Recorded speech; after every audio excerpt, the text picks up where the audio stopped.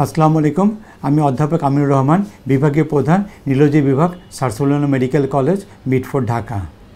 আজকে আমি আপনাদের সামনে একটা বিশেষ রোগ সম্বন্ধে কথা বলবো, যেটা হলো চোখের পাতা পড়ে যাওয়া। তো আমরা অনেক রোগী আমাদের দৈনন্দিন জীবনে আমাদের হাসপাতালে পেয়ে থাকি অথবা আমাদের প্রাইভেট চেম্বারে পেয়ে থাকি যে চোখের পাতা পড়ে গিয়েছে।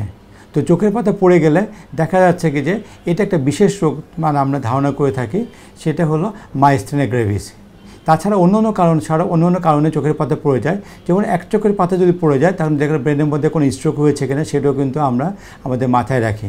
যখন দুই চোখের পাতা পড়ে যায় তখন দেখা যাচ্ছে সেটা মাইস্টেনিয়া গ্রেভিস নিয়ে আমরা একটা অসুখ আছে, সেই অসুখ সম্বন্ধে আমরা ধারণা করি।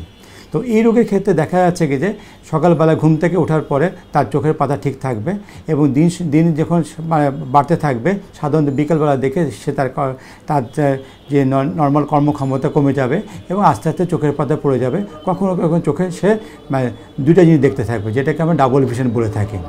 তাহলে এই রোগীর ক্ষেত্রে কখনো কখনো দেখা যাচ্ছে যে সকালবেলা দেখে খেতে পাচ্ছে, বিকালবেলা দেখে আস্তে আস্তে তার গিলতে সমস্যা হচ্ছে। তাহলে এই রোগ হলে আমরা কিন্তু আমাদের কাছে সরাসরি যোগাযোগ করবেন। এই রোগের কিন্তু রোগ নির্ণয় পদ্ধতি কিন্তু বিশেষ রোগ নির্ণয়ের পদ্ধতির মাধ্যমে এই রোগ নির্ণয় করা হয়ে থাকে।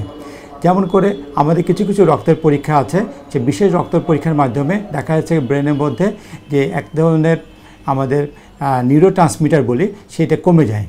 এই কমে যাওয়ার জন্য দেখা যাচ্ছে কি যে তখন আমাদের এটাকে বলি নিউরোমাস্কুলার ডিজঅর্ডার। তখন এই নিউরোট্রান্সমিটার কমে যাওয়াতে দেখা যাচ্ছে তার চোখের পাতার যে কার্যক্ষমতা, যেসব শরীরের অংশগুলো যে বেশি কাজ করে থাকে, যেমন চোখের পাতা, হাতের কাজ অথবা তার চলাফেরার কাজ, এইগুলো তার আস্তে আস্তে স্লো হয়ে যায়। আমরা বলি কি এটাকে বলি ফ্লাকচুয়েটিং লেভেল অফ উইকনেস, মানে সকালবেলার দিকে সে ভালো আছে, বিকাল দিকে সে আস্তে আস্তে তারা এই সমস্যাগুলো বেড়ে যায়।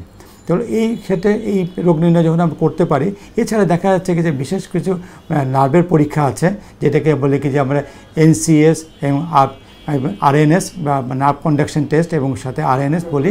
এই টেস্টের মাধ্যমে সাধারণত দেখা যাচ্ছে এই রোগটা সব নির্ণয় করা হয়ে থাকে। এই রোগ নির্ণয় করা হলে আমরা বিভিন্ন রকম ওষুধ প্রয়োগ করে থাকি। এছাড়া এই রোগ নির্ণয়ের ক্ষেত্রে অনেক অসুখ সাথে যুক্ত থাকে। একটা অসুখ আছে হলো বুকের এখানে থাইমাস বলে একটা গ্রন্থি আছে।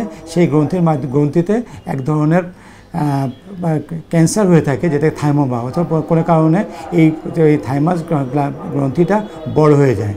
সাধারণত বয়সের সাথে সাথে এগুলো কমে যায়, কিন্তু কখনো কখনো দেখা যাচ্ছে কি যে বয়সের সাথে সাথে এটা বৃদ্ধি পেতে থাকে, যেটাকে আমরা থাইমোমা বলি। তাহলে এই রোগ নির্ণয় করার জন্য সাধারণত আমরা বুকের এক্সরে কখনো বুকের সিটি স্ক্যান করে এই রোগটা নির্ণয় করে থাকি। এই রোগের চিকিৎসার ক্ষেত্রে দেখা যাচ্ছে কি সাধারণত আমরা এক ধরনের ওষুধ প্রয়োগের মাধ্যমে রোগটা সাধারণত আমরা চিকিৎসা করে থাকি এবং এই চিকিৎসা দীর্ঘমেয়াদী। এই চিকিৎসা সাধারণত সারাটা জীবন তাকে ওষুধ খেতে হয় এবং সাথে যদি তার কোনো আমরা যে বললাম যে রোগ নির্ণয়ের ক্ষেত্রে যদি থাইমোমা থাকে, তাহলে আমরা সার্জারি করে ফেললে দেখা যাচ্ছে যে অনেক সময় রোগ নির্মূল হয়ে যায়। তাহলে এই রোগ খেতে হলে আপনার কিন্তু অবশ্যই দেখা যাচ্ছে কি যে আপনি ওষুধ খেতে হবে সারা জীবন, অথবা রোগে যদি অন্য কারণ থাকে কারণটা নির্ণয় করে ওই কারণটা চিকিৎসা করতে হবে, তাহলে আপনি সম্পূর্ণ ভালো হয়ে যাবেন। আরেকটা কারণ চোখের পাতা পড়ে যায়, আমি আগে বলেছিলাম যে চোখের মধ্যে যদি এক চোখের পাতা পড়ে যায় এবং চোখটা যদি একদিকে বাঁকা হয়ে যায়, তখন সেটাকে বলে কি ব্রেনের মধ্যে এক ধরনের অসুখ, সেটাকে বলে এক ধরনের ব্রেনে স্ট্রোক করার মাধ্যমে এই রোগ হয়ে থাকে। তো সেই রোগে ধরার ক্ষেত্রেও কিন্তু ব্রেনের আমরা পরীক্ষা নিরীক্ষা করে থাকি।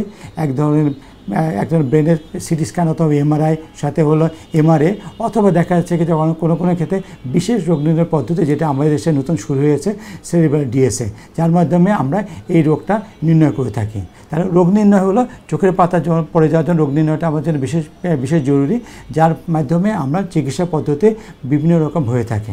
তো আপনারা চোখের পাতা পড়ে যাওয়ার পরে আপনাদের ভয় পাওয়ার কোনো কারণ নেই। আপনারা অবশ্যই নিকটস্থ নিউরোলজিস্টে যোগাযোগ করুন, তারা আপনার রোগটা নির্ণয় করে দিবেন এবং আপনি সম্পূর্ণভাবে সুস্থ জীবন যাপন করতে পারবেন। ধন্যবাদ।